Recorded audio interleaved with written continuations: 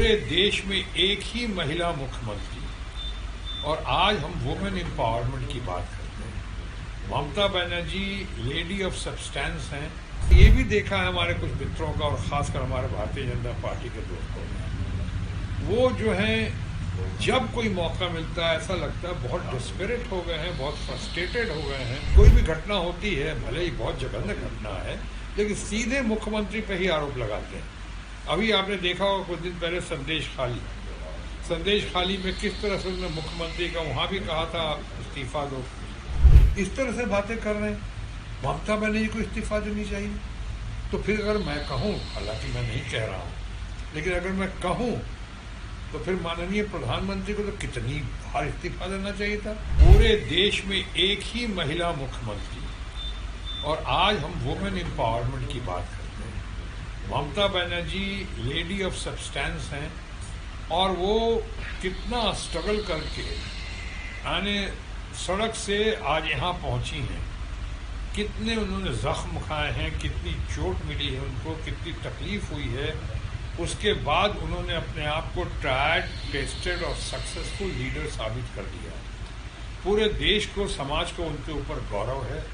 हम लोग गर्वान्वित महसूस करते हैं कि अकेली सिंगल मुख्यमंत्री महिला इस कदर कर रही हैं, और इस तरह सर्वधर्म समभाव के साथ अपने बंगाल परिवार को, अपने समाज को, यहाँ के लोगों को और देश को की दशा कितना अच्छा करने में लगी हुई है, सही दिशा दे रही है।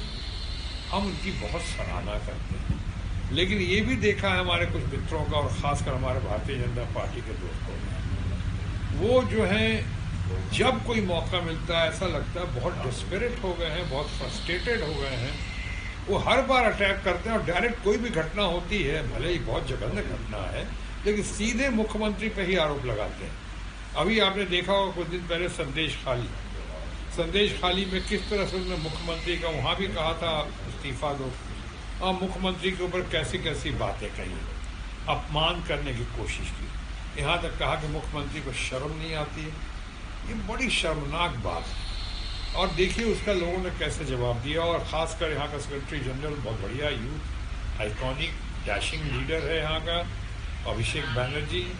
उन्होंने कैसे उनको पर्दाफाश किया, उनके वीडियो के जरिए, उनका ऑपरेशन करके, वीडियो ऑपरेशन के जरिए कैसे रिकॉर्डिंग करके सारी बातें सामने डाली कि कैसे मिली भगत थी यहाँ के सेंट्रल रूलिंग पार्टी और यहाँ के बीजेपी के कुछ दोस्तों की कारस्तानी थी। ये कारनामा था और ये एक्सपोज हुआ, लोगों को समझ में आ गया। यहाँ भी इस तरह की बात करना, अगर कुछ त्रुटियां हुई हैं तो उसकी इंक्वायरी हो रही है। अगर उसकी इंक्वायरी हो रही है, हाईकोर्ट पर फैसला आएगा, सीबीआई उसमें अपनी जांच की रिपोर्ट देगा, उसके बाद बात करें तो ज़्यादा बेहतर होगा। अभी जिस तरह से वो लोग कर रहे हैं, धरना प्रदर्शन करना उनका अधिकार है, जनता का भी अधिकार है, उसमें उनको शिकायत नहीं करेंगे। लेकिन जिस तरह से कहा जा रहा है, ऐसा लग रहा है कि होश कहीं खो गया, सिर्फ जोश को सामने लेकर लाया जा रहा है। इस तरह से बातें कर रहे हैं। ममता बनर्जी को इस्तीफा देनी चाहिए। तो फिर अगर मैं कहूँ, हालांकि मैं नहीं कह रहा हूँ, लेकिन अगर मैं कहूँ तो फिर माननीय प्रधानमंत्री को तो कितनी बार इस्तीफा देना चाहिए था। वो हाथरस के इंसिडेंट के बाद हमने तो उनका इस्तीफा नहीं मांगा था। वो कठुआ का जो किस्सा हुआ था इतना दर्दनाक, उसके लिए तो हमने नहीं मांगा था माननीय प्रधानमंत्री से इस्तीफा। तो उनके लोग कहीं घूम फिर के अधिकारी की बात नहीं करते हैं, ऑफिशियल्स की बात नहीं करते, सीधे कहते हैं ममता जी, चूँकि महिला मुख्यमंत्री है अकेली। और एक तरफ अब बात करते हो वुमेन एम्पावरमेंट की।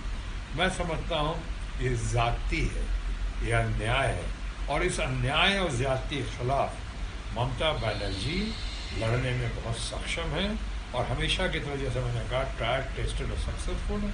यहाँ भी वो कामयाब होंगी। ये सिर्फ मेरा विश्वास ही नहीं है, बल्कि मेरा संकल्प भी है, और साथ ही साथ मेरी प्रार्थना।